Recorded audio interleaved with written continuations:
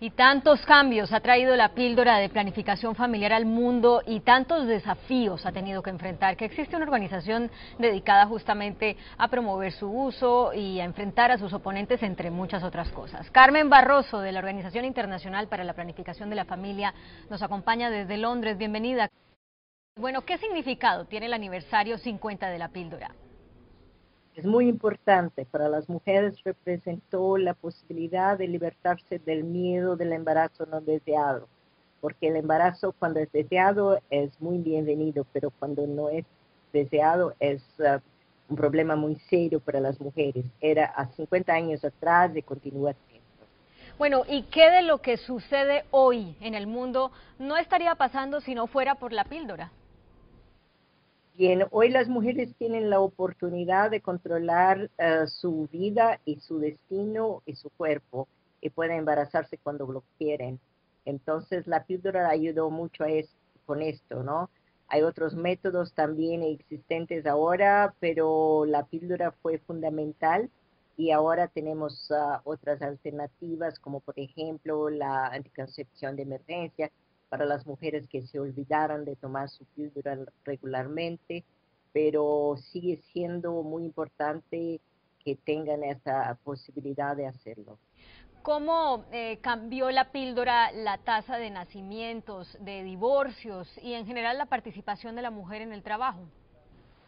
La píldora ayudó a bajar la tasa de nacimientos porque las mujeres no querían tener tantos hijos como estaban teniendo, entonces pudieran limitar de acuerdo con sus planes. Pero no ha sido una solución mágica que ha resuelto todos los problemas. Hay el problema de empoderamiento de la mujer para que pueda realmente decidir en su vida social. Entonces la píldora ayuda muchísimo, pero no es la solución total. ¿Y tienen alguna estadística sobre cómo aumentó o no la tasa de divorcios? En los divorcios han aumentado. Esto no tiene nada que ver con la píldora o no la píldora. Es un cambio social muy grande. Que la mujer no es más dependiente solamente de su marido para su supervivencia. Entonces, cuando el matrimonio no está bueno, ella tiene más libertad para disolverlo. Hay una investigación muy interesante con los hijos de familias divorciadas y con los hijos de familias que que están juntas. Y es interesante ver que muchos hijos de familias que siguen juntas hubiera preferido que se divorciaran porque hay tanto conflicto en su casa que no vale la pena quedarse juntos.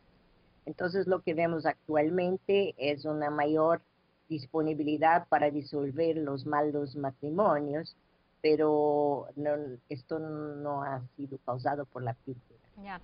Ahora, se recuerdan 50 años desde que la píldora fue aprobada en los Estados Unidos, pero la verdad fue que primero se usó en América Latina a través de un estudio. Cuéntanos esto, Carmen. Esto fue en Puerto Rico en los años 50, cuando la píldora primero fue testada en Puerto Rico y Haití, y las mujeres entonces experimentaron una píldora aún más poderosa de que la actualidad, porque actualmente sabemos que una pequeña dosis de hormonio es suficiente para evitar el embarazo, entonces todavía no teníamos este conocimiento, entonces la dosis hormonal era mucho mayor.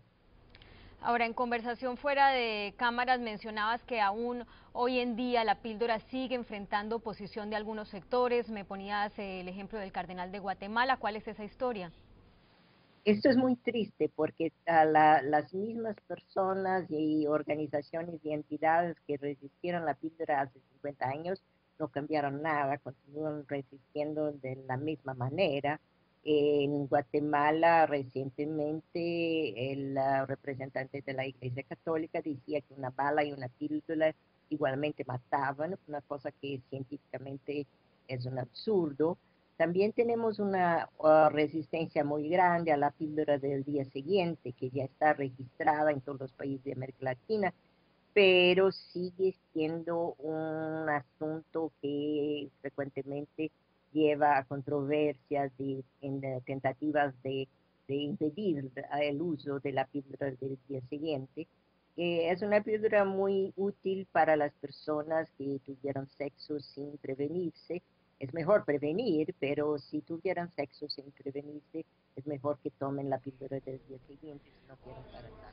Carmen, tú además de llevar 10 años dedicada a esta organización para la planificación familiar, fuiste de ese grupo de mujeres pioneras en el uso de la píldora. Me comentabas que la empezaste a usar en 1963, vivías en Brasil. ¿Cómo era tomar esa decisión en la sociedad de la época? Entiendo que tu caso no fue, tú más bien recibías apoyo de tu familia y de tu esposo, pero me comentabas de cómo amigas tuyas tenían que sufrir las presiones del momento porque tomaron la decisión de usar la píldora.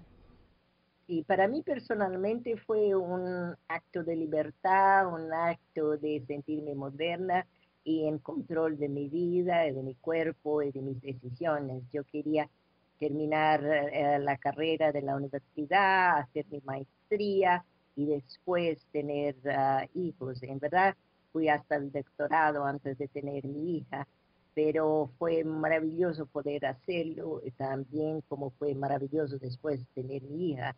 Para muchas mujeres era un riesgo porque tenían mucha presión todavía de su familia para no utilizar la píldora, especialmente las mujeres que no estaban casadas, que tenían un miedo que se descubrieran que estaban haciendo sexo. Entonces, para ellas era realmente un drama que hoy en día ya se cambió mucho porque ya mucho más aceptación de las relaciones sexuales fuera del matrimonio.